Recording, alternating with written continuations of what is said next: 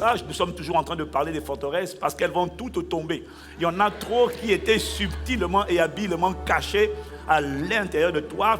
Il y a trop de voix de prison intérieure, de voix négatives, mensongères, qui étaient trop cachées, qui t'accompagnaient malgré toi et dont tu ne réalisais pas qu'elles étaient en train de retenir une partie de ton destin. Mais désormais, ton destin va être relâché ce mois d'octobre pour se déployer pleinement. Tu prends ton envol comme des aigles, comme un aigle, et tu ne reviendras pas en arrière. Tu iras seulement de gloire en gloire. Tu iras seulement de hauteur en hauteur, de sommet en sommet. Parce que quand ta destinée n'a plus de prison qui la retient, c'est fini. Tu vas maintenant, pas tout d'un seul coup, mais d'étape en étape, de dimension en dimension, de témoignage en témoignage, de splendeur en splendeur, de beauté en beauté. Amen. Comment l'ennemi construit ses prisons intérieures? Comment il fait? C'est un enseignement qu'on a déjà donné. Mais, d'ailleurs, on a parlé des forteresses il y a à peine un peu plus d'un an. Mais quand je vois comment tu réagis, je bénis Dieu de ce qu'il a envoyé la même parole de manière un peu différente même. C'est la même parole. Ça te montre que tu ne peux pas dire « Ah, je connais ». Non. Tu connais le goût du riz, mais chaque fois le riz te fait du bien. Et il amène des nouveaux nutriments. Il amène les nutriments en toi. Et moi, je suis reconnaissant parce que je vois à quel point le diable est rusé.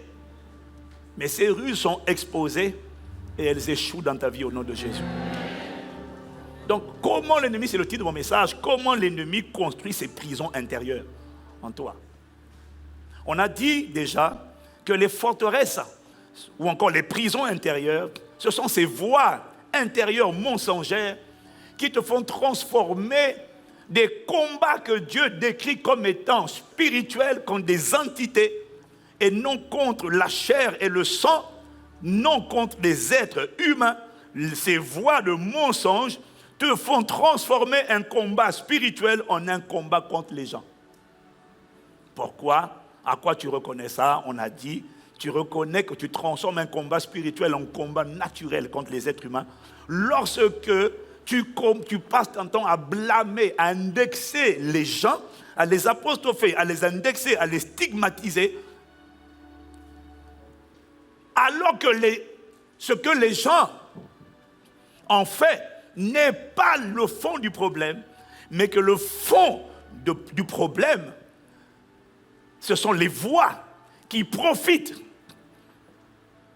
de ce que les gens ont fait. Ce sont les voix qui profitent des événements de la vie pour venir toc, toc, toc, frapper à la porte de ton cœur. Ton problème, ce n'est pas ce qui s'est passé. Ton problème, ce sont les influences invisibles spirituelles matérialisées par des voix qui viennent frapper à la porte de ton cœur à travers les choses qui se passent. Est-ce qu'on est là? Est-ce qu'on est bon jusque-là? Alors, je vais faire un retour en arrière pour t'expliquer comment le diable fait pour construire les prisons intérieures. On l'avait déjà dit, je le redis encore.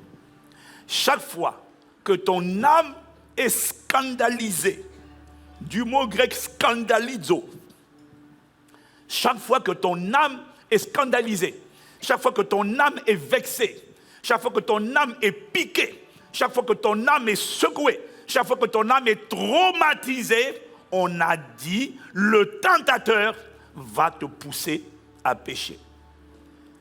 Donc, quand ton âme est secouée, quand ton âme est traumatisée, quand ton âme est offensée, quand ton âme est scandalisée, quand ton âme est piquée, fais attention, il y a quelqu'un qui a déjà commencé à frapper à la porte de ton cœur. C'est ce que Dieu a dit à Caïn. Est-ce que quelqu'un me suit? Et la réalité, c'est qu'il y a plusieurs choses qui scandalisent ton âme. Le mot biblique, le mot grec scandalizo est traduit en français par scandaliser ou encore occasion de chute. Et il y a plusieurs choses, j'en ai identifié 4, qui sont des occasions de chute. Quand on dit occasion de chute, ça ne veut pas dire que tu vas chuter, mais ça veut dire que quand tu vas traverser ça, le tentateur va venir frapper à la porte de ton cœur pour dire, laisse-moi rentrer. Est-ce que quelqu'un me suit? Un membre de ton corps, un membre de ton corps, peut être une occasion de chute. Jésus nous dit, dans Matthieu 5, le Seigneur nous dit, au verset 29, si ton œil est pour toi une occasion de chute, arrache-le. Mais en fait, il dit ça pour l'œil, mais il dit ça aussi pour la main. Il dit ça aussi pour l'oreille. Donc, un organe de ton corps peut être une occasion de secousse, de piqûre. Celui qui regarde une femme, il commence à prier. Il ne faut pas prier en langue, il faut détourner le regard. Il y en a, ils regardent et puis ils pensent qu'en priant en langue, il sera immunisé. Oh, la caremo shilukai, palis cobra. Oh, non. Tu es en train de te tromper toi-même par des faux raisonnements. Ton âme a déjà été scandalisée. Il y en a qui sont des vrais comédiens. Non, mais je regarde des films pornographiques juste pour voir un peu de quoi les gens parlent, pour savoir un peu pourquoi est-ce que les gens tombent. Ah bon, ton œil est en train d'être pour toi.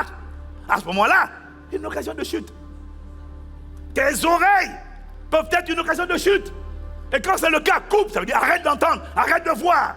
Ce n'est pas le temps de prier, c'est le temps de couper.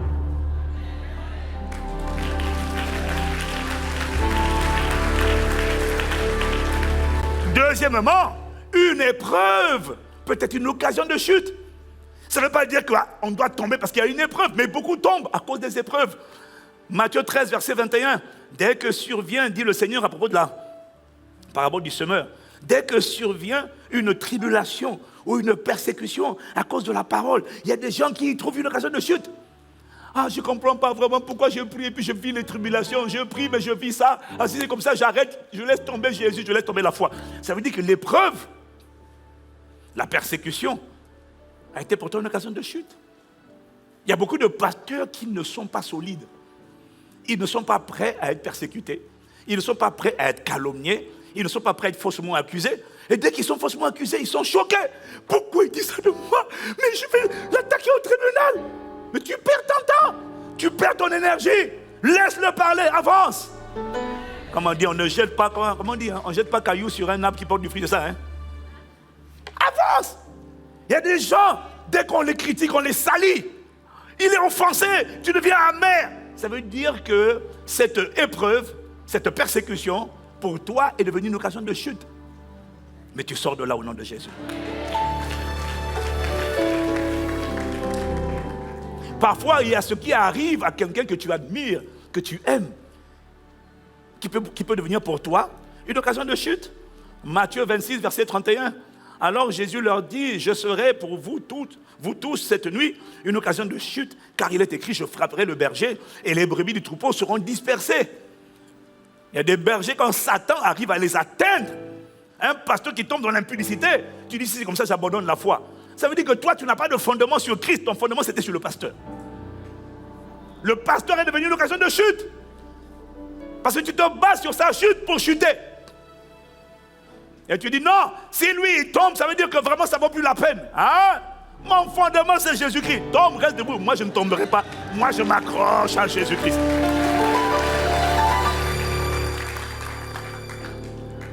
Quelqu'un est tombé, tu deviens amer envers le pasteur Ivan. Parce qu'il a mis quelqu'un sous discipline. Ça veut dire que la chute de quelqu'un, le fait que Satan frappe quelqu'un, pour toi c'est devenu une occasion de chute. Quelqu'un quitte l'église, il n'y a pas d'amour, moi je m'en vais. Et parce qu'il s'en va, toi aussi tu dis comme lui il quitte, moi aussi je quitte. Ça veut dire que cette personne-là est devenue une occasion de chute. Le problème, c'est que si ce n'est pas Dieu, si Dieu ne l'a pas approuvé, tu es en train de suivre un Saül. Dieu t'avait planté à cause de tes émotions, monsieur Jonathan, au lieu de rester attaché à David, tu dis non mais je suis émotionnellement lié à telle personne, donc comme il va, moi aussi je vais. Donc tu es en train de dire, et pas à Jésus mais à cette personne, pas un pas sans toi, pas un pas. Dis ça à Jésus, chante ça pour Jésus. C'est un conseil. Parce qu'il y a des gens, il ne faut pas suivre. Jonathan était attaché à David. Pardon, excusez-moi. Jonathan était émotionnellement attaché à son père. Un gars formidable qui n'aurait jamais dû suivre son père. Son père représentait là où Dieu était. David, c'était là où Dieu est et là où Dieu est en train d'aller. Mais à cause des émotions, je suis avec mon père depuis 1950, je ne peux pas le lâcher. Alors qu'il connaissait le mauvais cœur. Le salaire du péché, c'est la mort. Il connaissait le mauvais cœur de son père. Mais à cause des émotions, il a décidé de continuer de suivre son père. Parce que je suis attaché à lui. Et un jour, Dieu ne jugeait pas Jonathan.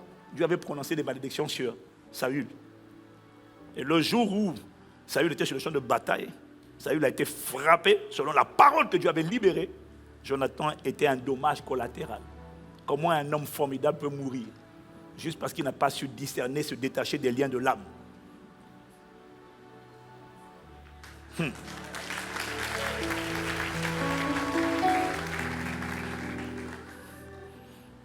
Quatrièmement, tu vois, je suis en train de t'expliquer que chaque fois que ton âme est scandalisée, elle est piquée, secouée, blessée, vexée, offensée. Mais quand on parle d'offensée, les gens pensent que ça veut seulement dire qu'on t'a fait du mal. Ah, pas forcément. Parce que ton âme peut être scandalisée, tu as vu, par tes yeux qui regardent une mauvaise scène, tes oreilles qui entendent un mauvais son. Et ça permet à Satan ça permet à ton âme de scandaliser et au diable de dire « Ah, je dois rentrer en toi ». À partir de maintenant, ces manigances seront mises à nu et il ne rentrera plus jamais en toi. Il n'est pas rentré en moi. Hey, mon gars, avec tous les coups que je prends là, les pots de banane, les vidéos à charge et à décharge, moi c'est la totale. Quand quelqu'un veut se faire connaître, il dit « Je vais prendre Castanou, allez ». Et quand tu lui demandes de prier, il ne prie pas. Quand tu lui demandes d'adorer, parce que quand tu veux peser quelqu'un spirituellement, ne lui demande pas de parler, demande-lui de prier. Quand tu veux peser le poids de quelqu'un, demande-lui de prier. Ne lui demande pas de faire une émission. Demande-lui de prier. Parce que quand tu vas prier, on va voir, sentir si la présence de Dieu est là ou si elle n'est pas là. Le juge, c'est la présence. Le juge, c'est la présence quand elle est là. Dathan, Coré et Abiram, eux aussi, ils avaient reçu l'esprit qui était sur Moïse. Mais ils n'ont pas compris que Dieu les avait appelés et approuvés à cause de Moïse. Et puis ils se sont mis un jour à dire, de toute façon, nous aussi, on a le même esprit de Dieu comme Moïse. Sauf qu'ils ont oublié que l'esprit qu'ils avaient reçu, c'est une portion que Dieu avait prise sur Moïse et mis sur eux. Et quand tu attaques celui de qui Dieu a pris la portion pour mettre sur toi, tu dis, ah là, je dois faire un choix. Bon, Moïse, tu dis quoi? Moïse dit, si jamais vraiment ces gens-là meurent d'une mort bizarre, du genre, tu vois, le ciel s'ouvre et puis ils tombent vivants au séjour des morts. Moïse n'a pas fini de parler que le ciel s'est ouvert. Pas le ciel, pas le ciel, la terre. Pas le ciel, la terre. La terre s'est ouverte et ils sont tombés et leur famille raide, morts, dans le séjour des morts, précipités. Je ne sais pas quelle était la profondeur du trou, mais ils ont été engloutis par un tremblement de terre. Ils n'ont pas compris qu'ils étaient loin. Mais l'onction qu'ils avaient, c'était une portion de ce que Dieu avait pris sur Moïse. Je prendrai de ton esprit, je le mettrai sur eux. Et puis Dieu les utilise. Et puis ils disent, ah, de toutes les manières, on est tous moins. Ah! Dieu dit, non, ça vient de lui. Ce qu'il va dire, le sort qui va vous infliger, malheureusement, c'est ça que je vais confirmer. Pourquoi je parle de ça? Il y a quelqu'un qui a besoin d'entendre ça. C'est pas dans mes notes, Hein? Alors dis seulement amen et puis on avance. Non, mais c'est la parole de Dieu, donc tu peux dire amen. Il y a des personnes, il y a des événements, et puis même Jésus lui-même peut devenir pour toi une occasion de chute. Ah oui, lorsqu'il ne fait pas ce que tu penses ou tu t'attends qu'il fasse. Lorsqu'il n'agit pas comme tu veux qu'il agisse. Pour beaucoup, Jésus est une occasion de chute. Non, mais Jésus m'a déçu. Exactement comme Jean-Baptiste. Matthieu 11, versets 2 à 3. Jean ayant entendu parler dans sa prison des œuvres du Christ. Il lui fit dire par ses disciples, est-ce que celui qui doit venir ou devons-nous en attendre un autre? Le Jean qui pose la question, c'est le Jean qui a rendu témoignage publiquement de Jésus. Il a dit, j'ai entendu, l'Esprit m'a dit, celui sur qui tu verras l'Esprit descendre comme une colombe, c'est lui. Et c'est Jean qui a dit, j'ai rendu témoignage, j'ai vu l'Esprit descendre sur lui. Le même Jean demande maintenant, parce que Jean considérait que, comme Jésus est en train de faire des miracles, il considérait que le prochain miracle de Jésus, c'est que Jésus va venir le faire sortir de prison de manière surnaturelle. Je ne sais pas à quoi il s'attendait, mais il s'attendait à sortir de la prison et non pas à finir décapité. Et le fait que Jésus est en train de faire des miracles dehors, et que lui, il est toujours là où il est. Il dit, mais Seigneur, je ne comprends pas. Donc du coup, Jésus l'a déçu. C'est pour ça que Jésus dit, allez, dites à Jean ce que vous voyez. Les malades sont guéris, les paralytiques marchent, les sourds entendent, les démons sont chassés, les morts ressuscitent, et la bonne nouvelle est annoncée aux pauvres. Ça, c'est la réponse de Jésus. Et puis il finit en disant, verset 6, heureux celui pour qui je ne serai pas une occasion de chute. C'est-à-dire, heureux celui qui ne va pas être déçu. Il ne va pas me juger. Jean a été offensé. Est-ce que quelqu'un me suit? Est-ce que quelqu'un me suit? Donc, pour beaucoup d'entre nous, même Jésus, c'est une occasion de chute. Occasion de chute, je te répète, ça ne veut pas dire que tu vas tomber. Mais ça veut dire que Satan va profiter des frustrations de ton âme, des secousses et des piqûres de ton âme pour envoyer un démon parler aux portes de ton cœur et dire « laisse-moi rentrer ». Et c'est là que le Seigneur dit que tu dois veiller et prier afin de ne pas tomber en tentation. À la régie, dès que j'ai dit ça, vous mettez le verset. Je n'ai même pas besoin de le dire. Oh, alléluia. Marc 14, verset 38. Veillez et priez afin que vous ne tombiez pas en tentation. L'esprit est bien disposé, mais la chair est faible. Quelqu'un dit amen. Donc tu vois, quand ton âme est piquée, sache que le tentateur va faire coq. Avant même que tu réfléchisses, en fait, il est déjà là. Et il est rapide. Et c'est là que le Seigneur dit, 1, monte la garde. 2, prie. Et c'est exactement ce que la plupart du temps, on ne fait pas. C'est pour ça que la plupart des gens sont emprisonnés par des forteresses. Parce que dès lors que tu ne montes pas la garde, parce qu'il dit les deux choses, 1, monte la garde, sois sur le qui-vive. Fais attention aux pensées qui vont venir. Fais attention aux pensées. Fais attention aux pensées que tu entends. Examine, sonde les pensées. Et 2, prie. Malakote brakaseta. Sois prêt à réprimer les voix qui viennent. La plupart du temps, on ne fait pas ça. Et chaque fois que tu ne montes pas la garde, alors qu'est-ce qui se passe? Alors le tentateur, l'ennemi vient, et puis il sème une mauvaise graine. Il sème une mauvaise pensée. Et comme cette pensée, tu ne l'as pas repoussée, il sème une pensée, et puis il insiste sur cette pensée, une deuxième, une troisième, aujourd'hui, demain, et après-demain. Ça va commencer par une simple pensée, et c'est devenu une forteresse, une muraille, et ça finit par endurcir ton cœur. Et ainsi tu te retrouves piégé, emprisonné dans des raisonnements et des systèmes de pensée, et tu n'as pas vu le diable venir avec ça. Tu ne l'as pas vu venir. Parce que tu pensais que c'était normal de penser comme ça. Et parce qu'à chaque fois que ça arrive, il y a toujours une voix qui vient. Évidemment, c'est pour ça que tu te laisses piéger, parce qu'il y a toujours la voix qui vient t'expliquer pourquoi il faut la laisser rentrer. Hein? C'est normal que tu sois en colère.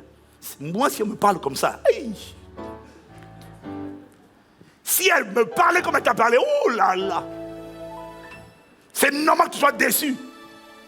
C'est tous des hypocrites. Les gens sont bizarres, sauf toi. Est-ce que quelqu'un me suit? Hein? C'est là où il se produit ce que le Seigneur nous a dit dans Matthieu 13, au verset 25. Pendant que les gens dormaient, son ennemi vint et sema livré parmi le blé, et puis il s'en alla. Il a semé une semence, mais la semence qu'il a semée n'est pas restée semence. Elle a grandi, elle est devenue un arbre dur. C'est comme ça qu'il y a ton cœur, il y a des choses qui ont été plantées. Au début, c'était juste une pensée de convoitise. Mais comme tu ne l'as pas réprimée, c'était une pensée de rejet. Mais comme tu ne l'as pas réprimée, c'était une pensée d'amertume. Mais comme tu ne l'as pas réprimée, c'était une pensée d'impudicité. Mais comme tu ne l'as pas réprimée, la pensée s'est consolidée et est devenue dure. Elle a endurci ton cœur. Parce qu'une voix t'a dit, non, mais c'est pas grave, personne ne voit. Allons, couchons. Allons, caressons-nous, embrassons-nous. Comédien. Comédienne. Ah non, c'est la faiblesse, pasteur. Comédien.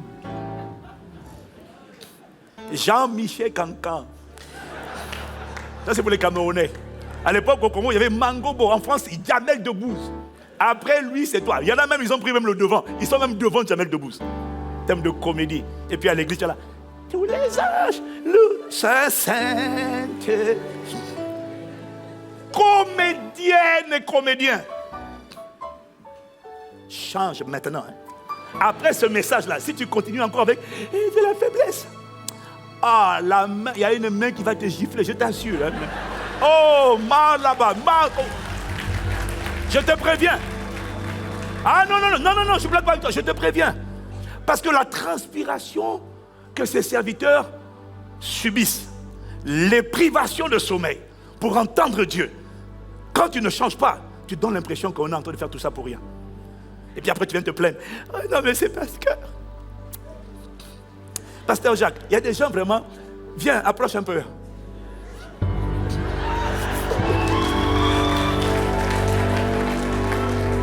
Tu es en train de mépriser la grâce. Tu es en train de mépriser le sacrifice. Tu es en train de mépriser le prix payé. C'est du mépris. Mais je te pardonne, comme je sais que ce sont des voix que tu entends. Mais tu es responsable de ce que tu collabores avec des voix. Alors ce message vient pour te libérer, pour te révéler les manettes, les ficelles qu'il utilise. Après tu sors de là, on ne te retrouve pas dans les prisons d'hier. Laisse ça aux nouveaux convertis. Toi, Cocobal, tu changes maintenant. Parce que si tu n'aimes pas ça, tu vas quitter ICC. Ici, là, on bâtit l'église glorieuse. L'église victorieuse, l'église conquérante, l'église qui crucifie la chair, l'église qui triomphe du monde, l'église qui écrase Satan. Oh, dis Amen. Comment ça? Ces voix-là que tu subissais, les voix qui te molestaient là, le Seigneur envoie la parole pour exposer, révéler leurs tactiques, afin que désormais, tu arrêtes de dire la peur est là. Tu vas te retourner contre la peur. Tu vas dire, toi là, si je t'entends encore une fois, fire! Tu prends la voix de la peur, tu prends la voix du rejet. Tu dis, viens encore. Personne ne t'aime. Approche-toi encore un peu plus. Tu ne peux pas vivre sans l'impudicité. Ah, viens encore. Et quand il s'approche, tu dis, j'attrape ta nuque, je te brise le crâne, je te brise le cou, je te taille en pièces, je te dégage. Dans le nom de Jésus, cette grâce vient sur toi. J'ai dit, elle vient sur toi. À partir d'octobre, l'enfer ne va plus jouer avec toi. Ils vont dire, hey, le gars là, il est maintenant trop furieux. C'est ce qu'on appelle le feu. Le jet de sa maison me dévore. Le feu de sa sainteté te consume. Dans une église connectée dans la main comme le tonnerre. Comment? Je vous ai dit, les forteresses révèlent le pouvoir de cruauté, révèlent d'abord la cruauté plutôt, et le pouvoir de séduction de Satan. Les forteresses révèlent à quel point il est expert en art de déguisement.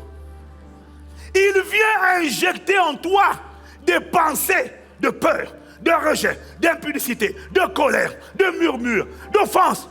Il vient injecter des pensées. Mais il se cache. Et donc toi tu as des pensées et tu ne te rends pas compte que ces pensées-là, elles ne t'appartiennent pas. L'art du déguisement, c'est l'art de se cacher. C'est un séducteur, un menteur. Il pollue tes pensées. Et quand tu regardes autour, il n'y a personne. Alors il te fait croire que non, soit c'est toi qui penses comme ça, soit c'est la voix de ton esprit qui est en train de te culpabiliser, soit en tout cas c'est toi-même qui est en train, c'est toi qui est en train de parler à toi. Alors soi-disant, tu as des voix qui sont en train de te dire, ce sont des voix intérieures, et il te dit c'est pas lui, le déguisement, et il t'envoie des voix, et puis il te dit non je ne suis pas là, regarde, ouvre, tourne autour de toi, et toi quand tu tournes les yeux, tu vois physiquement personne. Donc tu te dis non c'est moi-même. Ah bon? Et il est méchant ce gars. D'une cruauté. Et alors tu as des pensées, tu n'as pas choisi. Tu ne fais pas exprès, tu es manipulé. Et ça, le diable fait ça pour chacun d'entre nous avant notre nouvelle naissance. Tous les êtres humains subissent les forteresses. Le diktat des hommes forts. Les forteresses, ce sont leurs voies. Ils construisent des prisons. Ce qui est terrible, c'est que même après ta nouvelle naissance, si tu ne sais pas veiller, tu n'es pas à l'abri. J'ai plusieurs exemples comme ça à vous partager. Une sœur, parce que depuis que cet enseignement est venu, je reçois plein de témoignages que je partage, en donnant évidemment pas tous les détails, mais pour édifier l'église. Parce que quand j'ai parlé d'une de mes filles qui avait ce problème avec son père, j'ai reçu plusieurs messages d'entre vous qui m'avaient dit mais c'est mon histoire qu'il a racontée. Parce que ce sont les mêmes épreuves que tous les gens vivent. Une sœur avait 5 ans. Lorsqu'elle entendait son père menacer sa mère, parce que ses parents se querellaient. Et puis il entendait son père dire, si c'est comme ça, je vais me casser de cette maison. Et pendant que le papa parlait comme ça, d'ailleurs au final il a fini par partir. Donc la fille a grandi sans père.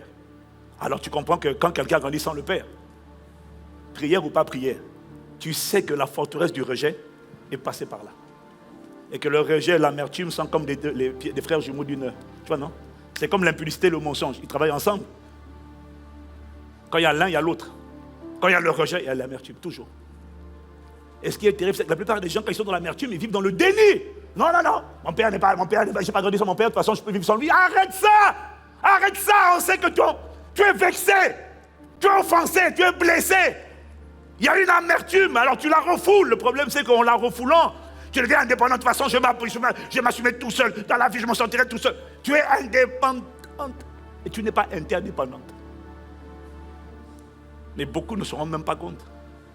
Et Dieu merci parce que je reçois plein de témoignages de plusieurs d'entre vous. Il y en a qui sont carrément en train de lâcher prise. Pasteur, j'avais vécu dans le déni. Mais je reconnais qu'en fait, il dit celui qui cache ses transgressions, celui qui cache ses mauvais systèmes de pensée, ne prospère pas. Mais dès lors que tu dis, Père, je reconnais. J'ai menti, j'ai caché ça, j'ai nié. Mais j'avoue, change-moi, guéris-moi, délivre-moi. Là maintenant tu es qualifié pour recevoir la miséricorde de Dieu. Ça sera ton partage au nom de Jésus. Alors donc cette sœur, non seulement le rejet est passé par là, mais c'est pendant le message là, la série là, qu'elle s'est rendue compte que cette conversation de son père et de sa mère, elle avait 5 ans, elle a plus de 30 ans, avait fait rentrer en elle la voix de l'esprit de peur. Alors elle ne comprenait pas c'était quoi comme peur.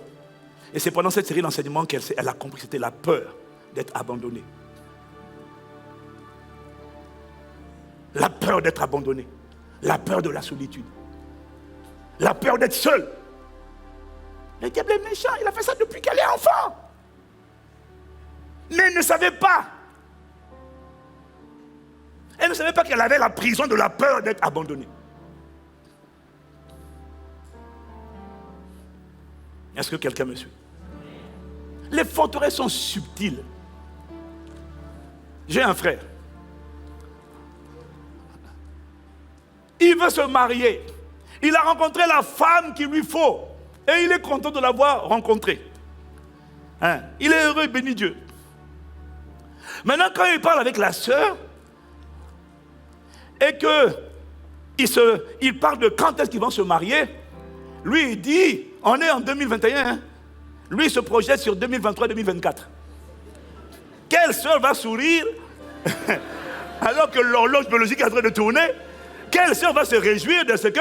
Ah non, tu vois quand le mariage? Ah non, peut-être 2023, 2024. Mais le gars est sûr que c'est ça. Hein? Et quand la sœur essaie de parler, ah non. Ça, parce que là, je suis en train de faire les études. Il faut d'abord que je finisse mes études. Sauf que pendant que je fais les études, là, il travaille déjà.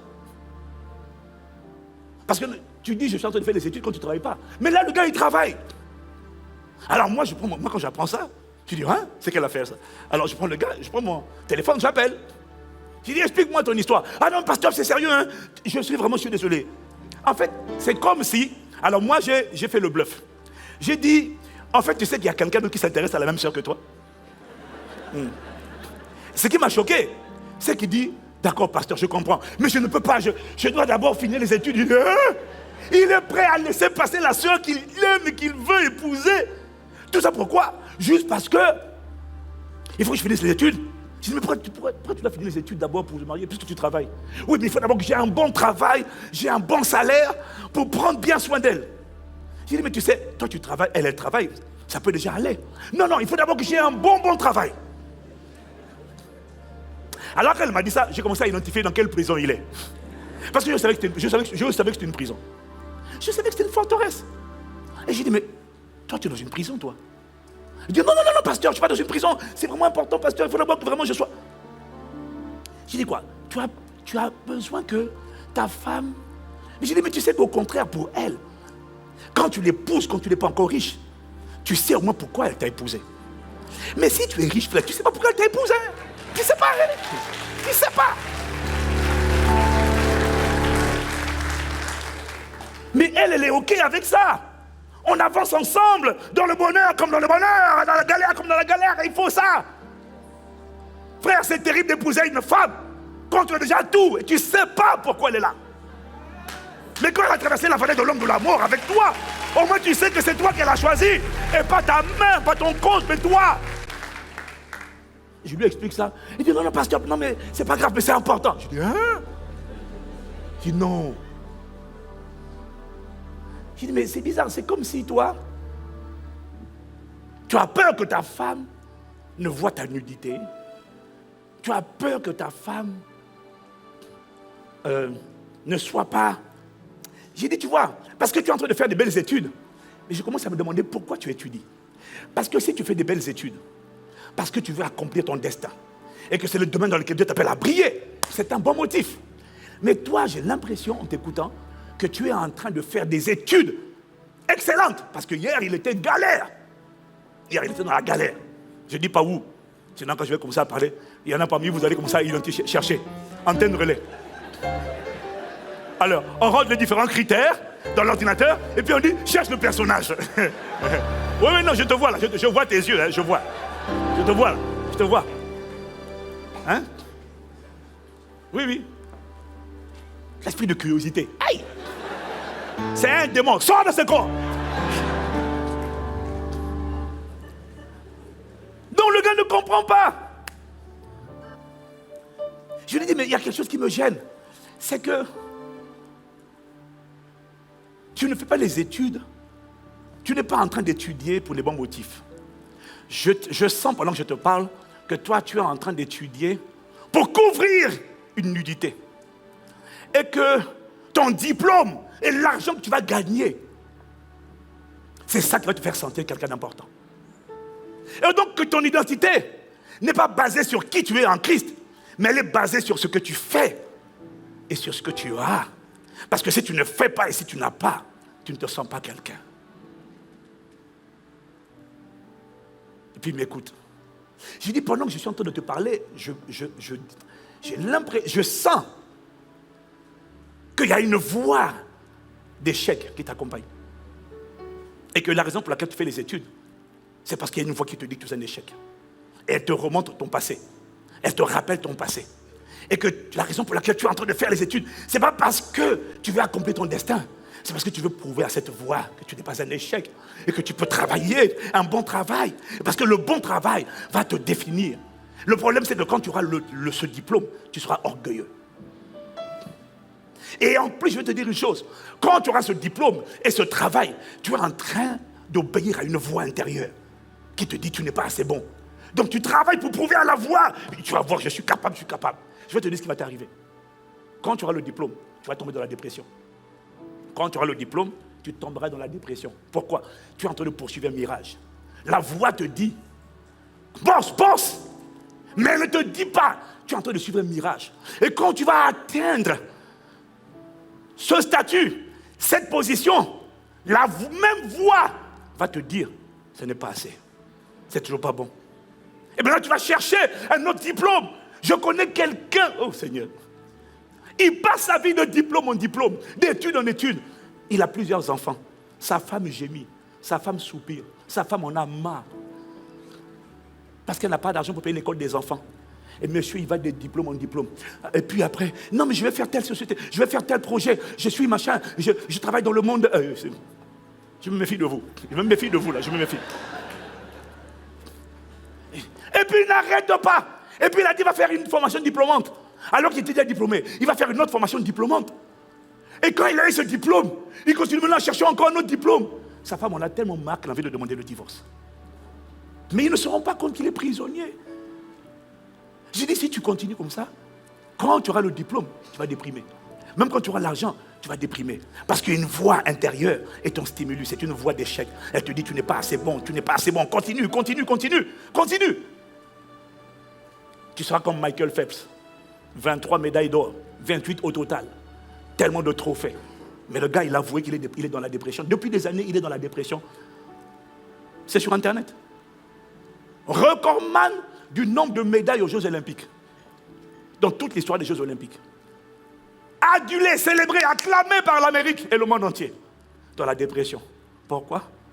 Parce que quoi qu'il obtienne, il y a une voix qui lui dit, ce n'est pas bon, recommence, tu es nul. Et je viens d'avoir le diplôme, la médaille, tu es nul. J'ai dit, frère, il y a un esprit de chèque qui te parle. Et tu es prêt à sacrifier ton mariage pour pouvoir... Alors, je lui dis, écoute, pour obéir à cette voix, je lui dis, écoute, ne me réponds pas. Va prier. Puis tu me diras si ce que j'ai dit est vrai. Le lendemain, il m'a envoyé un message. Il m'a dit, pasteur, tout ce que tu m'as dit est vrai. En fait, tout ce que je fais, c'est parce qu'il y a une voix qui me parle. Chaque fois que je rate quelque chose, je tombe dans la dépression. Parce que j'entends une voix qui me dit que je suis trop nul. Et tout ce que je fais, c'est pour satisfaire cette voix. Et il ne savait pas. Et puis il a dit, tout ce que vous m'avez dit hier a commencé à m'ouvrir les yeux. Le lendemain, il m'envoie un message. Il me dit, pasteur, la sœur, elle est trop bien. Ça c'est un. Deuxièmement, je me marie maintenant. Je dis, ah bon, je vais l'épouser maintenant. Je dis, mais tu veux l'épouser maintenant, pourquoi? Comment ça se fait? Et les forteresses alors? Il dit, elles sont tombées, je n'ai plus de... Il n'y a plus rien. Oh, Makato Lebrasia. Ce qui est fort, c'est que je n'ai pas prié pour lui. Je n'ai pas prié. La révélation de la vérité, la connaissance de la vérité, la conscience de... Il a dit, mais...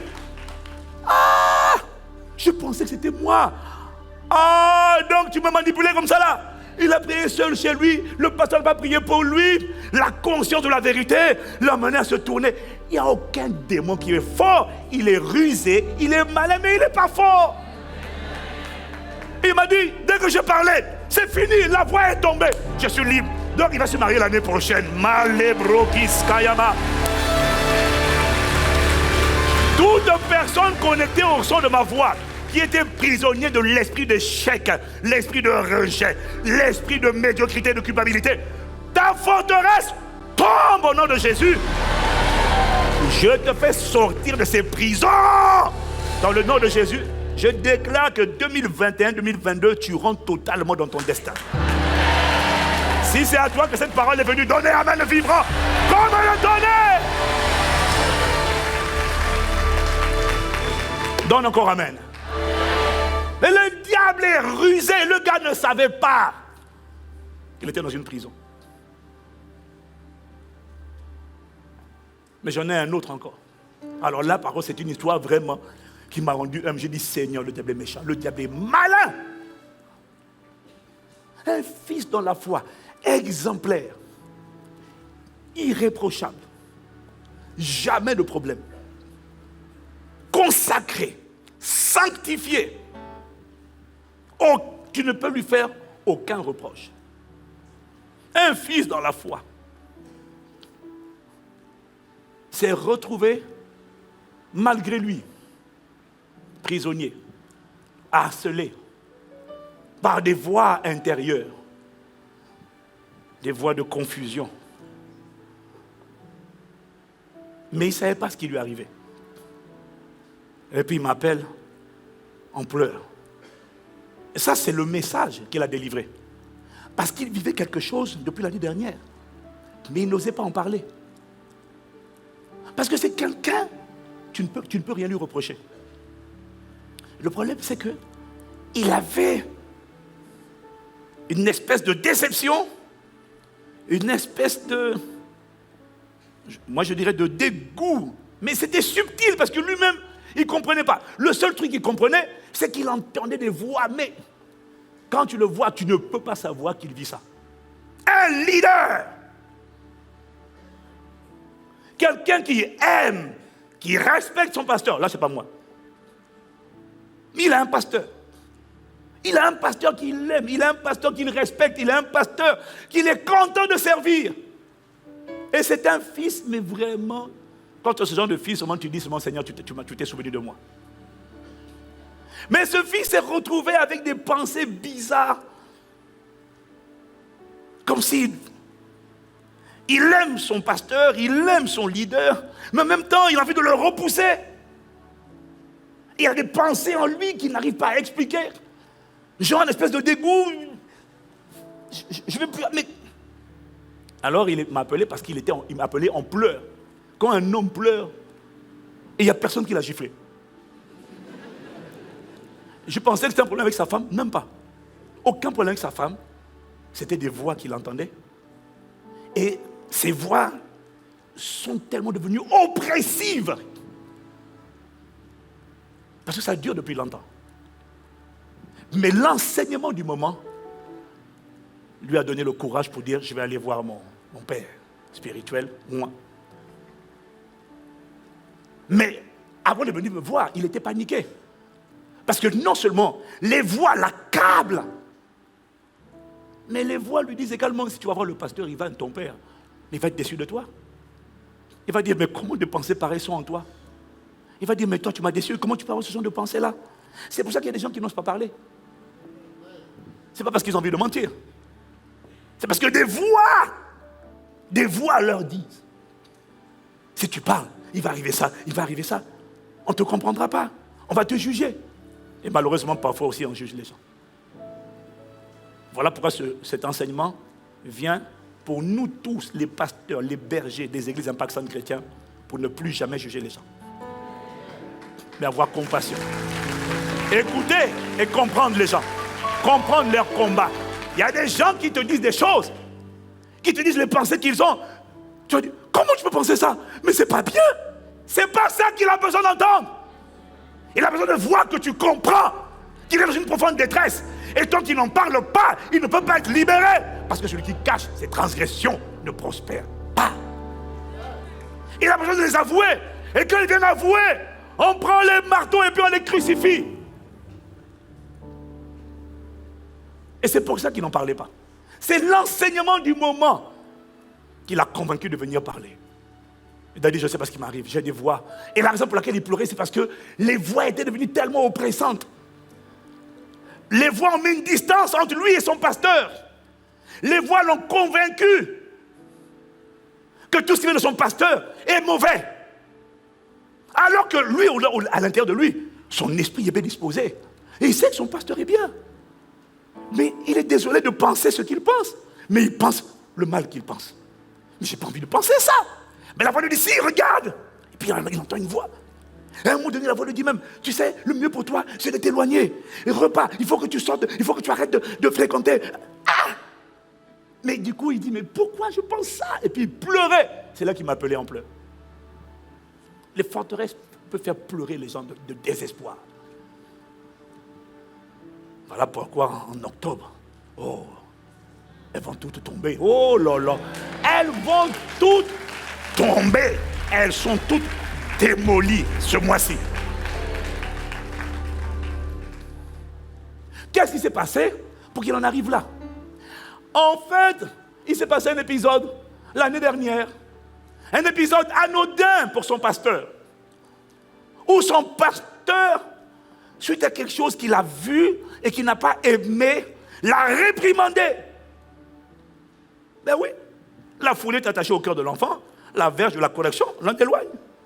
Donc tu corriges, tu recadres. Et ce n'est pas la première fois qu'on le recadrait. Mais cette fois-ci là, je ne peux pas donner de détails, donc mon témoignage n'est pas complet. Non, parce qu'il y a des détails que ça t'aurait pu s'édifier. Mais comme je sais que tu es en train de chercher déjà, parce que tu as un défaut, tu es en train de scanner, de qui parle-t-on? C'est quelque part dans le monde. Tu vas aller au Canada, tu vas aller aux Antilles, tu vas aller en Afrique, avec tes yeux là. Dis avec ma miséricorde. On l'a réprimandé. Parce que le pasteur a jugé qu'il avait posé un acte qui n'était pas bon. Sauf que lui, c'est un homme humble, fidèle, loyal. Mais ce jour-là, quand on l'a réprimandé,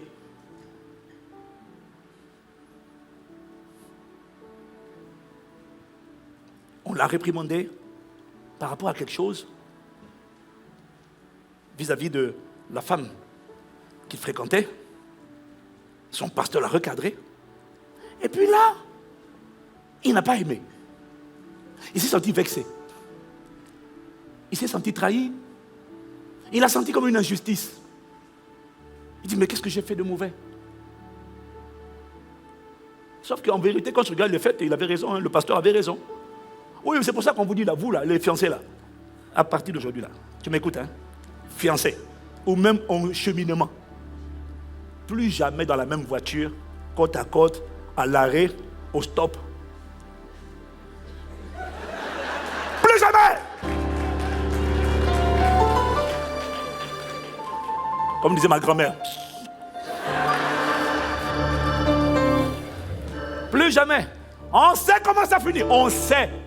Côte à côte dans la voiture, la nuit ou le jour, surtout la nuit. Non, mais on est en train de causer. On ne cause pas côte à côte dans la voiture. Sortez de cette voiture. Non, j'en ai marre. Tu comprends? J'en ai marre. Comédien. Bande de comédiens. Vous deux, vous êtes des comédiens.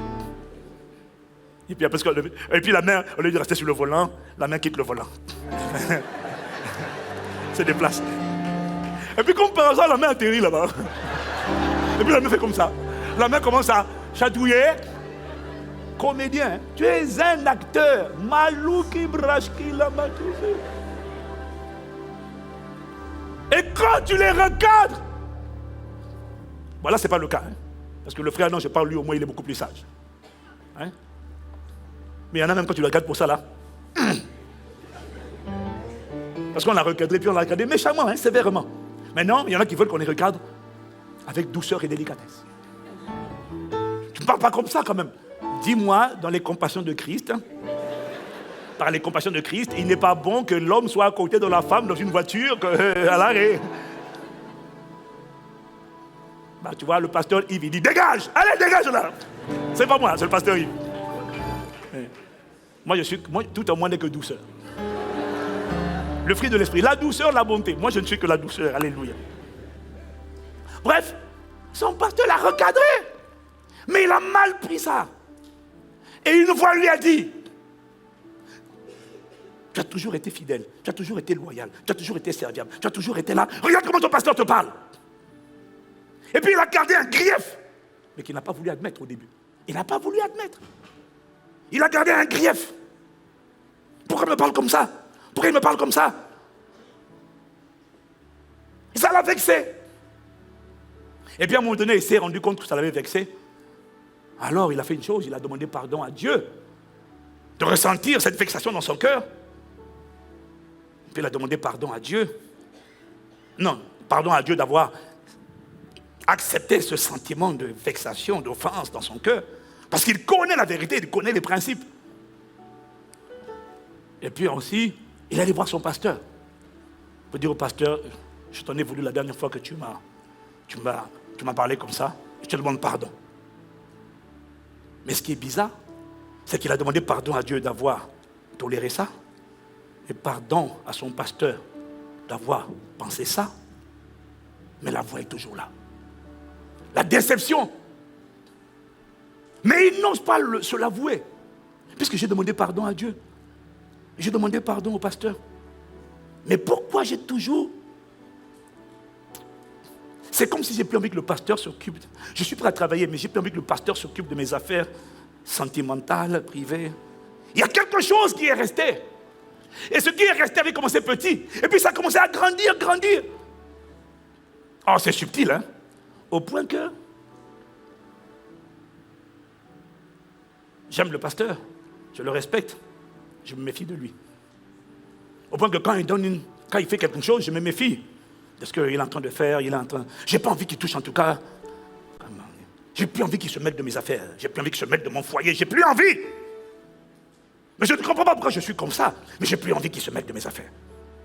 Et puis il y a une voix qui me dit d'ailleurs, si c'est pas la femme, si tu n'avais pas choisi cette femme-là, tu n'aurais pas ce genre de sentiment vis-à-vis de ton pasteur. Sous-entendu, c'est comme si la voix est en train de lui dire, tu as commis l'erreur d'épouser cette femme-là. Enfin, des sentiments confus. Et puis il dit, mais pourquoi je pense ce que je pense? Pourquoi j'entends ce que j'entends? Mais c'est quoi? Qu'est-ce que je dois faire de plus? J'ai demandé pardon à Dieu, j'ai demandé pardon au pasteur, j'ai reconnu mes péchés, mais pourquoi ces voix me harcèlent? Et la voix vient lui dire, tu vois, la voix l'accable, la culpabilité. Le jour où on va savoir que tu penses ça, tu vas encore peut-être une déception pour ton pasteur et pour ton pasteur principal. Tu vas te déception, regarde, tu vois. Il dit, mais pourquoi je pense ça? Si tu veux t'en sortir, il faut que tu t'éloignes du pasteur, tu t'éloignes de tout le monde et que tu vives ta vie tranquillement. Mais je n'ai pas envie de vivre ma vie tranquillement. Moi, j'aime la communion fraternelle, j'aime mes frères et mes soeurs. Moi, j'aime le jeu. Non, je ne comprends pas. Il faut que tu t'éloignes, Tu n'as aucune idée de pourquoi les gens partent. Hein? Beaucoup sont harcelés par des voix qui leur parlent. Il faut que tu partes. Et quand il veut rester, il est oppressé. Donc il dit, non, pour avoir la paix, je pars. Emporté par un esprit d'égarement qui voulait le faire sortir de son destin. Parce qu'il y a des gens, ton destin est attaché à eux. Et quand Satan veut faire échouer ton destin, il te sépare des personnes que Dieu a plantées sur le chemin de ton destin. Et il utilise l'offense des choses. Mais tu seras corrigé, tu seras réprimandé. La folie est attachée au corps de l'enfant. La Bible dit celui qui est la réprimande mourra. Il faut aimer la réprimande. Mais lui d'habitude ça ne lui fait pas de mal. Mais ce coup-là, parce que c'était son foyer, il s'est senti offensé. Et puis il me dit, je ne sais pas ce qui m'arrive. Et cette voix l'a mise dans la confusion. Et là, oh le Saint-Esprit, magnifique. Makato Rakashata. Oh, je bénis Dieu pour le glorieux Saint-Esprit. On l'appelle l'esprit de sagesse. On l'appelle l'esprit de révélation. On l'appelle l'esprit de vérité. On l'appelle l'esprit de lumière. On l'appelle l'esprit de connaissance. Et quand tu as à cœur d'aider les gens, il va te révéler des choses cachées que toi-même tu ne connais pas. Alors là, j'ai entendu l'esprit me dire, pose-lui une seule question. Tu as prié pour demander pardon à Dieu? Non, je lui ai dit, tu as prié comment? Et c'est là qu'il me dit, j'ai demandé pardon à Dieu pour avoir accepté cette aigreur vis-à-vis de mon pasteur. Ensuite, j'ai demandé pardon au pasteur. Parce que j'avais ressenti cette aigreur envers lui. Et là, je lui ai dit, est-ce que tu as demandé pardon à Dieu pour ton pasteur? Tu comprends? Il a demandé pardon à Dieu pour lui, pardon au pasteur.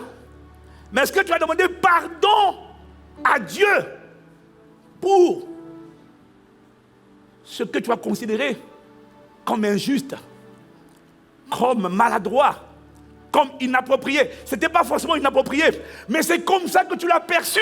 Est-ce que tu as demandé pardon à Dieu pour ton pasteur. Il me dit non. J'ai dit, c'est là, quelque chose s'est passé.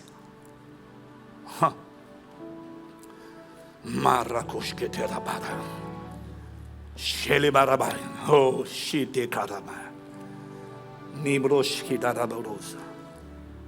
l'Esprit m'a dit, c'est là. Et l'Esprit m'a dit ceci.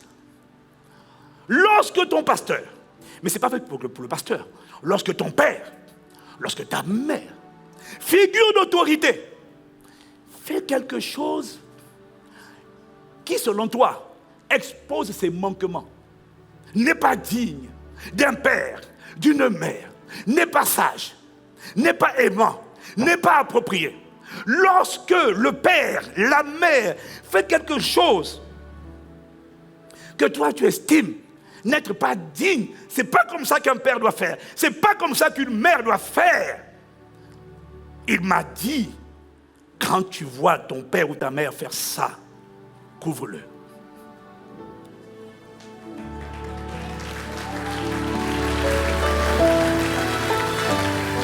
Il m'a dit, tu dois couvrir, tu dois protéger le portrait de ton père, de ta mère. Couvre par l'amour, couvre-le. Regarde, dans Genèse 9, versets 21 à 23. Je lis avec semeur. Genèse 9, 21 à 23. Il en but du vin, en parlant de Noé, et s'enivra de sorte qu'il se mit tout nu sous sa tente. Noé était nu. Noé s'est mis à boire. Et il s'est mis nu. De faille d'un père indigne. Un père qui boit, un père qui est nu. C'est un manquement. Cham, le père de Canaan, vit son père nu et sortit pour le raconter à ses frères. Alors Sem et Japheth prirent la tunique de Noé, la placèrent sur leurs épaules, puis ils marchèrent à reculons vers leur père et ils ont jeté le vêtement sur leur père sans jamais regarder la nudité de leur père. Non, ils ont jeté et puis ils sont sortis. Ils n'ont pas vu la nudité de leur père. Cham a vu la nudité, il allait raconter aux autres. Les autres ont refusé de voir la nudité. Quand c'est un père ou une mère, tant biologique que spirituel, dont tu as l'impression qu'il ne s'est pas bien comporté, il m'a dit, quand c'est un père ou une mère, on couvre. On couvre comment? On utilise l'amour pour couvrir la nudité, pour couvrir les manquements. Parce que l'amour couvre les fautes. Cet amour-là, c'est ça qui va t'emmener à pratiquer Matthieu 5, 44. Il dit, moi je vous dis, aimez vos ennemis, bénissez ceux qui vous maudissent, faites du bien à ceux qui vous haïssent, et priez, c'est là le mot, priez pour ceux qui vous maltraitent et qui vous persécutent. Priez quand quelqu'un vous maltraite. Alors le mot maltraiter, c'est le mot grec espereazo. Signifie quoi? Ça signifie, parce que tu peux mal comprendre le mot maltraiter. Il dit traiter de manière abusive, insulter, accuser faussement, menacer. Donc espereazo a plusieurs significations. Quand Jésus dit, priez pour les gens qui vous traitent, dans votre compréhension à vous, il a abusé. Mais quand quelqu'un, tu as l'impression qu'il a abusé, prie. Surtout quand c'est un père ou une mère. Priez. Priez. Pour ceux qui vous maltraitent, ceux qui vous persécutent, encore, tu comprends. Ils te harcèlent, ils ne te lâchent pas. Mais ceux qui vous maltraitent, c'est quand tu estimes que c'est injuste. C'est un abus. C'est un injuste. Moi, je n'ai jamais rien fait de mal. Pourquoi c'est moi qu'on accuse? Pourquoi on me parle comme ça là? Quand tu as ce sentiment qui est en train de frapper à la porte de ton cœur, mais pourquoi? Dieu dit, il faut prier. Il faut prier. En priant pour ceux qui te traitent selon toi, abusivement ou de manière injuste. Tu es en train d'utiliser l'amour. C'est pour ça qu'il commence en disant aimez vos ennemis. Parce que l'amour, c'est ça qui permet de couvrir les fautes. Comment? Par la prière. Est-ce que tu as dit Seigneur, je te demande pardon pour mon pasteur. Il m'a réprimandé la dernière fois. Je n'ai pas aimé ça. Mais Seigneur, c'est ton serviteur. Seigneur, c'est ta servante. Aie compassion de lui. Ne laisse pas parler comme ça aux autres, Seigneur. Parce que ça peut blesser d'autres personnes. Alors que c'est toi qui l'as appelé. Mais aie compassion de lui. Rends-le plus sage. Rends-le plus aimant. Rends-le plus vigilant. Seigneur, garde-le. C'est toi qui l'as appelé. Et pardonne sa folie. Pardonne sa maladresse. Pardonne ses manquements. Pardonne ses faiblesses. Pardonne sa nudité. Pardon. Parce que toi, tu perçois une nudité. Quand tu perçois une nudité, tu vas dire au Seigneur, pardon pour cette nudité, pardon pour l'ivrognerie, pardon pour l'alcoolisme. Seigneur, s'il te plaît, compassion. C'est toi qui l'as appelé, Seigneur, vraiment. Et compassion, change-le, change son caractère, change-le, fais quelque chose. Il m'a dit, quand tu fais ça, tu es en train d'engager, prier pour ceux qui vous maltraitent, qui vous persécutent. Tu es en train de protéger le portrait du Père, le portrait de la Mère. Parce que l'amour couvre.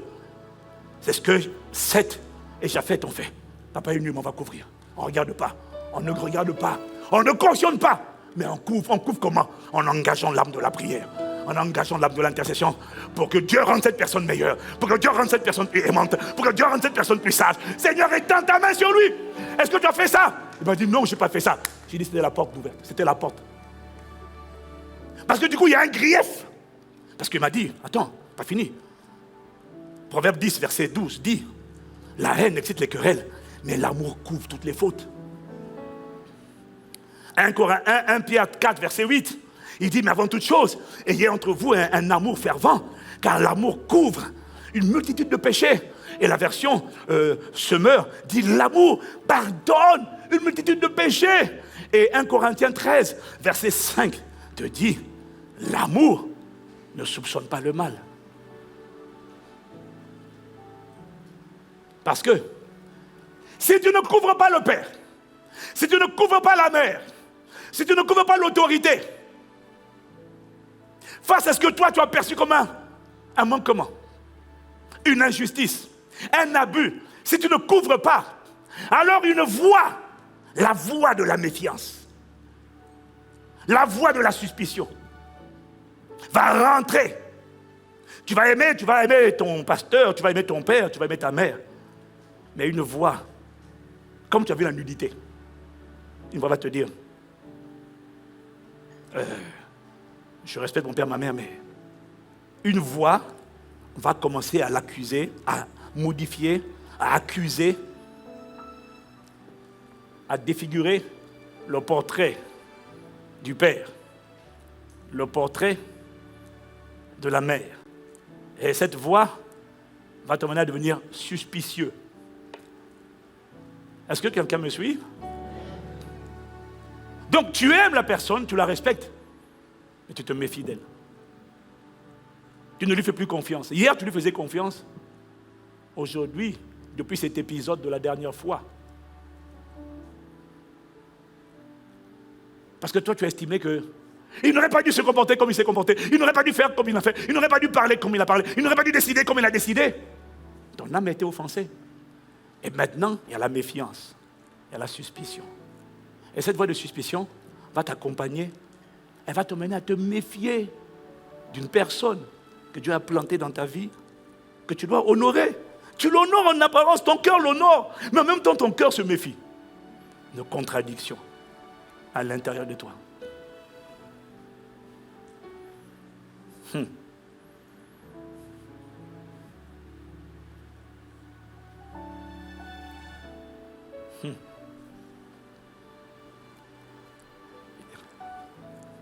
En fait, le frère,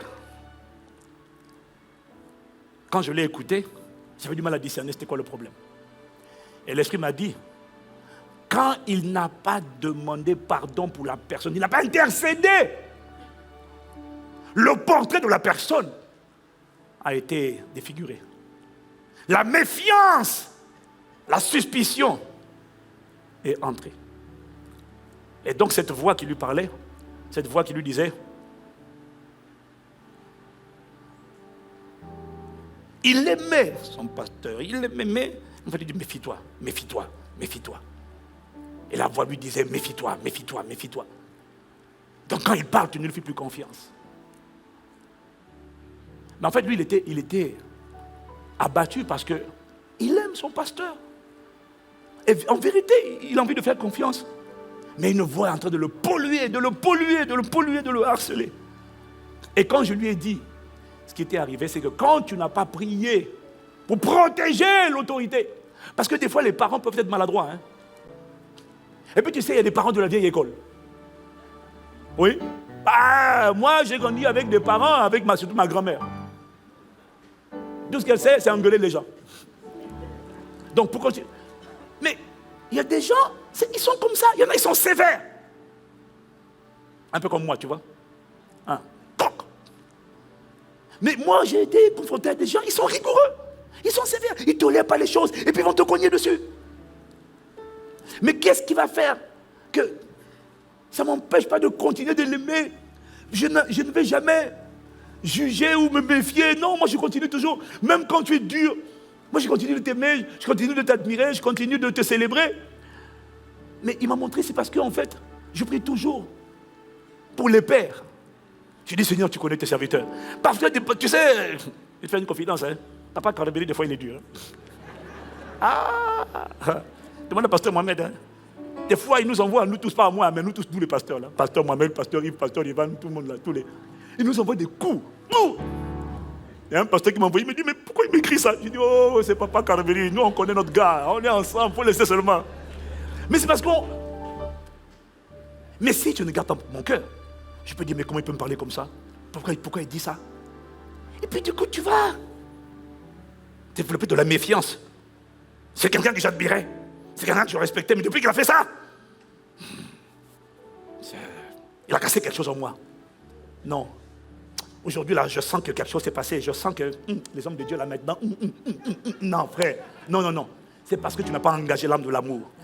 Tu n'as pas engagé l'âme de l'amour. J'ai entendu la voix de l'Esprit qui m'a dit, lorsque tu soupçonnes les gens qui te veulent du bien, parce que tu sais, le péché, hein, quand il te compte dessus, c'est parce qu'il veut, moi, quand il me fait ça, c'est parce que je sais qu'il veut mon bien. Il a sa manière de l'exprimer. Mais c'est toujours avec de bonnes intentions. Quand tu dis à ton enfant, toi là, enlève ta main de là. Mais c'est parce que tu veux le préserver de la folie. Mais il y a un esprit de suspicion. Quand tu n'as pas prié pour les pères, les mères, un esprit de suspicion qui va te dire, attention, il veut... méfie-toi de lui parce que du coup tu n'es même plus sûr qu'il veut ton bien. Alors qu'en vérité, il veut ton bien. Et toi, maintenant, tu commences à soupçonner des mauvaises intentions. Ah, tu commences à... Attention, c'est pas toi. C'est une voix qui est en train de te dire attention, attention. Et il m'a dit, tu sais, quand tu soupçonnes le mal, sans fondement, tu n'es pas en train d'avoir le discernement.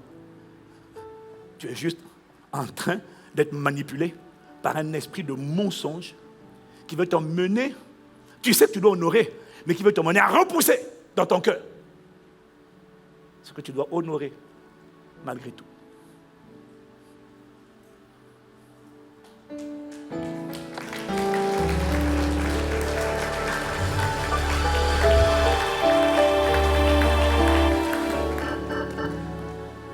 Parce que j'atterris en te disant ceci. Tu sais, quel que soit l'alcoolisme de Noé, quelle que soit la nudité de Noé, c'est une personne qui a une alliance avec Dieu.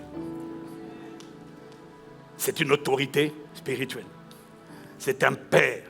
Tu es un fils. Tu es une fille.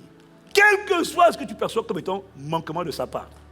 Chez Abraham, chez Isaac, tu veux dire Abraham a menti. Il a une alliance avec Dieu. Il transporte une bénédiction générationnelle dont tu as besoin. Et quand Satan veut t'empêcher de recevoir ce que tu dois recevoir, il va commencer à... Et que tu ne pries pas, alors tu seras infecté par un esprit de méfiance, de suspicion qui va te mener à prendre de la distance, à être méfiant et à accuser sans preuve, à soupçonner sans éléments factuels. C'est terrible parce qu'en fait, ça t'empêche de recevoir le transfert d'esprit, le transfert de grâce. Et lorsque ce frère, ce fils dans la foi, quand je lui ai montré qu'il a ouvert la porte à un esprit de méfiance, un esprit de suspicion, il a dit, pasteur, c'est exactement ça. Parce que la vérité, c'est que je commençais à me méfier de tout ce qui... Bref, je ne peux pas tout raconter. Mais il est sorti de chez moi éclairé, illuminé. Et tu sais quoi? Le lendemain, quand je lui ai demandé des nouvelles, il m'a dit tout a disparu. Tout est parti.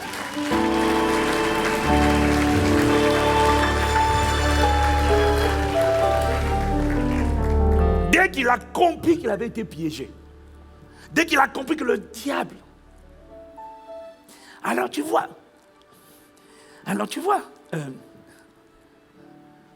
comment tu fais pour empêcher le diable de construire ou de garder ses prisons à l'intérieur de ton cœur? C'est simple. Dieu a toujours une instruction. Dieu a toujours une parole. Dieu a toujours un commandement. Tu ne comprends pas pourquoi il dit ce qu'il dit. Tu ne comprends pas pourquoi il dit aimez, bénissez ceux qui vous maudissent, priez, faites du bien à ceux qui vous font du mal. Priez. Tu ne comprends pas. Dieu a toujours une instruction. Et en fait, la seule manière de briser les forteresses, c'est toujours d'engager l'instruction et d'obéir. Tu ne comprends pas pourquoi. Tu vois, je ne comprenais pas pourquoi. J'ai découvert que c'est pour ça que mon cœur n'a pas de grief. Il n'y en a pas. Quand Dieu dit de faire, je fais. Et j'ai découvert que ça m'a immunisé, mais ça m'a gardé, ça a fermé les portes, ça a refoulé. Et quand les prisons étaient à l'intérieur, ça les a ébranlés. Alors, bien-aimé, passe du temps dans la Bible. Parce que tu ne peux pas savoir ce que Dieu dit, ce que Dieu donne comme instruction, si tu ne lis pas le livre. Tu ne peux pas. J'ai vu comment ces voix pourrissent la vie de multitudes. J'ai dit, Seigneur, le diable est méchant, mais il est rusé. Mais les forteresses vont tomber. Que le Seigneur nous conduise seulement sur les sentiers de sa volonté. La prochaine fois, maintenant, on va continuer comment on les démolit. Et tu dois comprendre comment elles se forment. Mais dès maintenant, ce que j'ai constaté, la plupart du temps, ces voix le diable n'est pas fort, il est rusé. J'ai découvert que tous ceux qui prennent conscience, et qui se fâchent, qui disent et qui viennent avec l'âme de la parole de Dieu. En moins de 24 heures, sans imposition des mains, ils sont libérés. Ça sera ton expérience et ton partage. Assez, c'est assez. Cette voix t'a trop molesté. La peur de la solitude. C'est à cause de ça que tu te précipites pour le mariage. Tu veux te marier à n'importe qui. La peur. Tu ne peux plus laisser ces voix t'escorter, t'accompagner. Tu ne peux plus courber le dos devant ces voix. Ce mois d'octobre, tu vas te fâcher et te retourner contre ces voix. Tu ne vas plus accuser les hommes, les femmes, les événements. Tu vas désormais te tourner et condamner, non pas les êtres humains, mais condamner les voix qui s'élèvent contre toi en justice, qui parlent contre toi. Tu vas les condamner. Makoto rakaseketaya. Mandore siko barabarabo sheketa la mara. Sende maraboro shile bararosia. Ouvre les yeux de mon cœur. Shile malaramaro, shile ramararos. Sinde marako se prekete la mara. Ouvre les yeux de mon cœur, Abba, ou libra que c'était. Shile ramaramo, c'était le maramara. Ouvre les yeux de mon cœur, je désire te voir. Je désire te voir. Ouvre les yeux de mon cœur. Ne me laisse pas être détruit par le manque de connaissance. Ne me laisse plus être manipulé Écoute les voix que tu entends à l'intérieur. Toute voix qui n'est pas la voix de Christ. Christ n'accuse pas. Christ ne soupçonne pas le mal. Christ n'est pas amer. Toutes les voix qui ne sont pas les voix du Saint-Esprit. Christ n'a pas peur. Réprime ces voix de peur. Réprime ces voix d'intimidation. Il y a des choses que tu veux faire et puis une voix te dit, si tu le fais, on va dire ça. Dis à cette voix, tais-toi, je vais faire. Je refuse d'être contrôlé par la peur. Malékosike, son de mon cœur. Examine mes pensées, examine mes voix. Ne me laisse pas où je suis, non, non. Ne me laisse pas être détruit à cause du manque de connaissance. Ouvre les yeux de mon cœur. Révèle les tactiques du diable. Ne me laisse pas ignorer ses desseins. Ne me laisse pas ignorer ses stratagèmes. Ne me laisse pas ignorer ses ruses.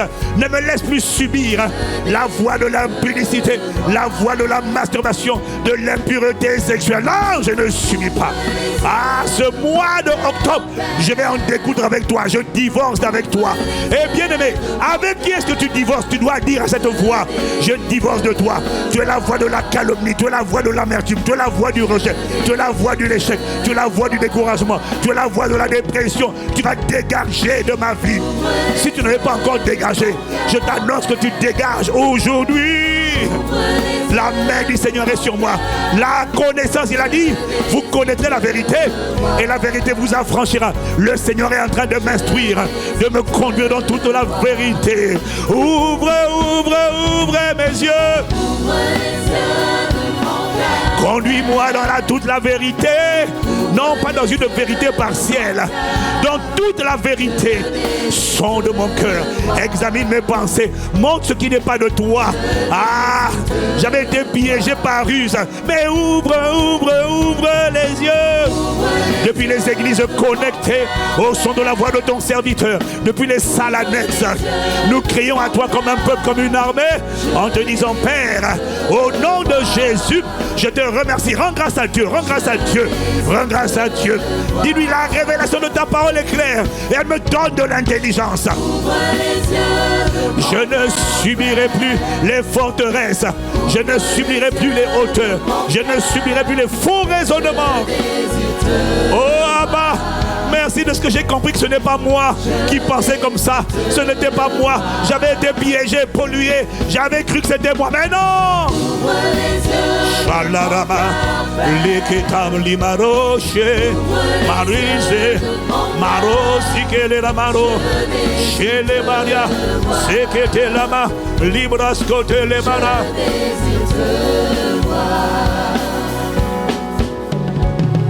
Ça.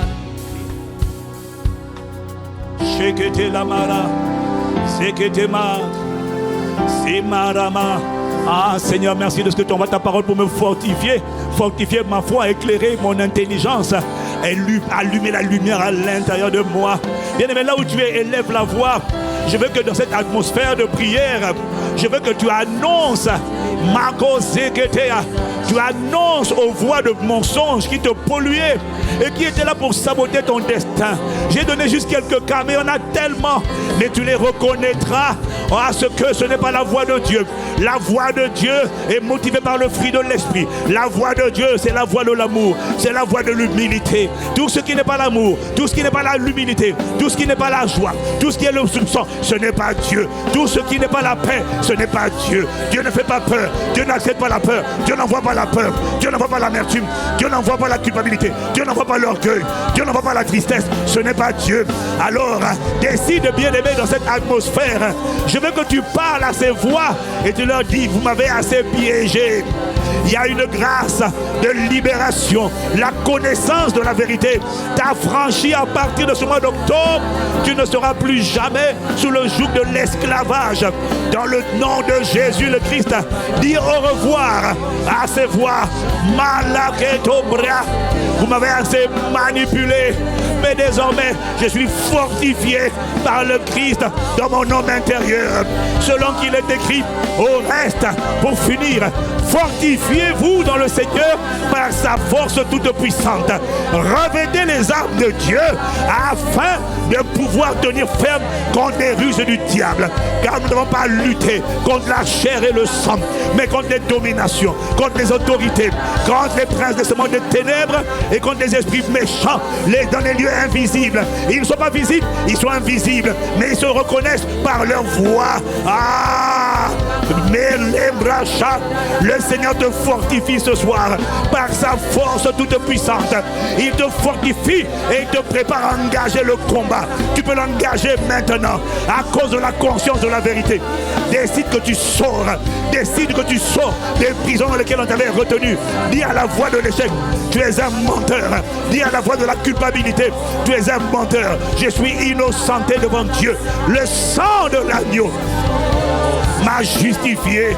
Dis à la voix de la peur, dis à la voix de l'impudicité, la sainteté est ma nature.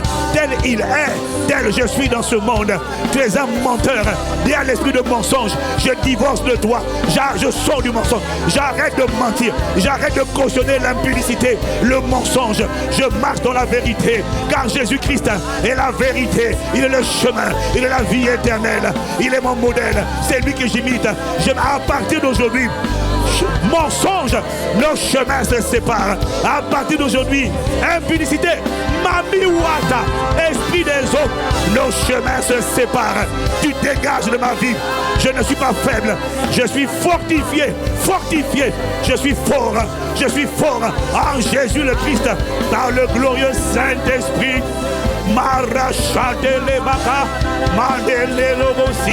Je ne subis plus les forteresses. Je ne subis plus les voix mensongères. Ah non, je suis ce que Dieu dit que je suis. Je renonce à l'amertume. Je renonce à l'offense. Je vous avais toléré en moi. Vous dégagez. Vous dégagez. Ah, vous me disiez tu es trop faible. Non, je ne suis pas faible. Je ne subis plus. Je suis puissant. Je suis puissant parce qu'il est écrit dans Dieu ordonne que tu sois power, que tu sois puissant. Malibro shekete, rebaro shele mama, shele ramarilo, zete remarama, shalamalamo. Prends-moi, prends-moi, prends-moi, prends-moi, prends-moi. Seigneur, prends-moi. Dans mon état, Dieu. Chez les malades aussi que les malades. Prends-moi, prends-moi. Tu me fortifies. Tu me soutiens dans mon état. Et alors que je m'humilie, ta grâce me localise. Ta miséricorde me localise. Ta force me localise. Tu soutiens ma foi. Tu soutiens ma foi. Tu soutiens ma foi. Tu soutiens ma foi. Tu soutiens ma foi. Tu me rends fort et inébranlable. Tu me rends solide et irrésistible. Parce que le plus fort habite en moi. Avec Dieu, nous ferons des exploits. Tu écrases mes ennemis devant moi. Je sors des prisons qui me retenaient. Je sors des voies qui m'enveloppaient. Aucune d'entre vous ne me retiendra encore. Vous n'avez pas la capacité de me retenir. Il soutient ma foi.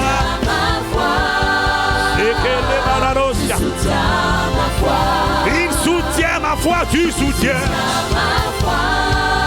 Tu soutiens ma foi. Tu soutiens ma foi. Tu soutiens. Élève la voix pendant quelques secondes, bien-aimé. Prends-la, déclare et décrète. Rien ne te résistera. Il me fortifie. Je ne suis pas faible. Je suis fortifié par le Saint-Esprit dans mon homme intérieur. Je suis prêt pour le combat. Je suis prêt à en découdre parce que je connais la vérité. Octobre, c'est le mois où ma destinée est dégagée. Ma destinée est aplanie. Les voies qui retenaient mon destin Kata Lebrakaseto, Cheleko. Les voix qui bloquaient mon destin, les voix qui polluaient mon âme, je ne subis plus, je ne subis plus, je ne subis plus. Je vous détruis, je vous réprime, je vous menace. Allez, dégagez. Oh, élève la voix, dégagez. Chale ketela, maroshi kelerama, lebroshi kelerama rarosi, ele babraroli de marosi.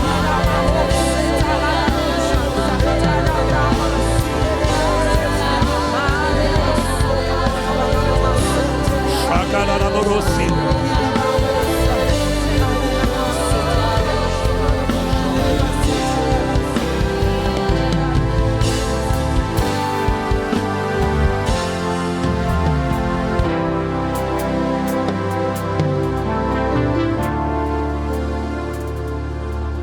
Avec Dieu, tu fais des exploits maintenant. C'est la mélodie qui est en train de monter en moi.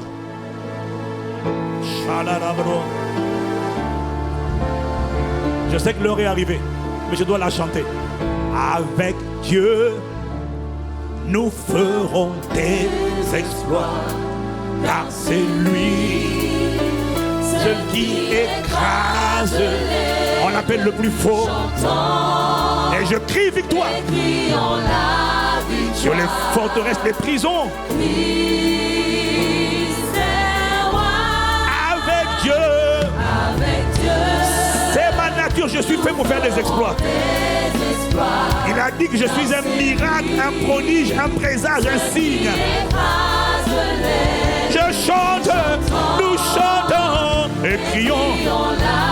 Je ne connais pas notre sort que la victoire et le triomphe. Quand Dieu a gagné, le plus fort a triomphé. Il a libéré ma vie des forces, des prisons, sa parole. Ah, sa parole, envoyée par le Saint-Esprit, a vaincu ces démons, a vaincu ces voix. La terre entière, elle verra qu'avec Dieu, je ferai des exploits. Qui fera des exploits, car c'est lui qui écrase nos adversaires et nos ennemis. Nous chantons et nous proclamons victoire, triomphe à Christ.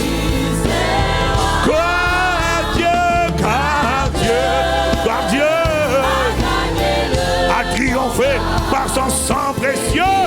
Il m'a libéré de force. Il a libéré ma maison, ma famille, mon histoire, ma destinée. Et sa parole a vaincu par le sang de Jésus le Christ. La terre entière verra avec Dieu. Est-ce que tu te vois en train de faire des exploits? Est-ce que tu te vois en train d'écraser les serpents et les scorpions qui étaient dressés sur ta route? Est-ce que tu vois la vérité? Est-ce que tu es conscient de la vérité? Parce que Jésus-Christ est le roi, il règne en toi.